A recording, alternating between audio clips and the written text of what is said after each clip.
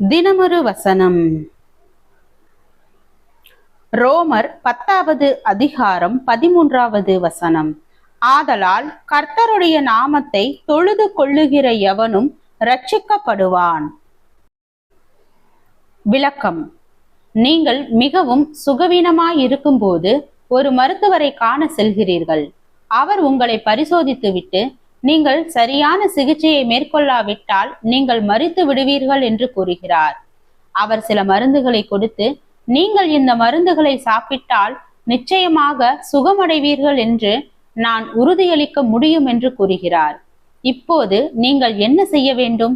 நீங்கள் வியாதி படுக்கையில் படுத்துக்கொண்டு மருத்துவர் உங்களுடைய நோயை சரியாக கண்டுபிடித்து விட்டார் என்றும் அவர் கொடுத்த மருந்துகள் உங்களை நிச்சயமாக குணப்படுத்தும் என்றும் விசுவாசித்தால் மட்டும் போதுமா?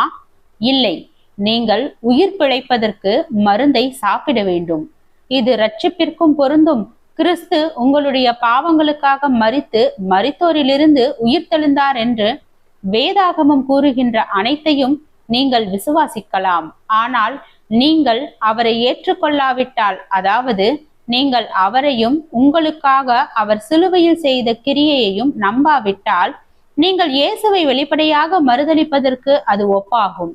கிறிஸ்துவை குறித்த சத்தியங்கள் உண்மையானவை என்பதை ஒப்புக்கொள்வது மட்டும் இரட்சிப்பின் விசுவாசம் அல்ல. அது பாவத்தின் தீர்வாக தேவனை தனிப்பட்ட முறையில் ஏற்றுக்கொள்வதாகும்.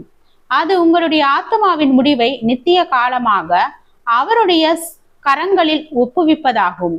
கர்த்தராகிய இயேசுவே, என்னை இரட்சியும், அது உம்மால் முடியும் என்று நான் விசுவாசிக்கிறேன் என்று கூறுவது இரட்சிப்பின் விசுவாசமாகும். அது மருந்தை சாப்பிடுவது போன்றதாகும். அது இயேசு கிறிஸ்துவை ஏற்றுக்கொள்வதாகும். நீங்கள் அதை செய்து விட்டீர்களா? இல்லை என்றால் அதை இப்போதே செய்யுங்கள். ஜெபம். தேவனுக்கு ஸ்தோத்திரம். தேவனே, நாங்கள் எங்களுடைய வாழ்க்கையில் தேவனால் எல்லாம் கூடும் என்று விசுவாசிக்க கிருபை பாராட்டும். ஆமென்.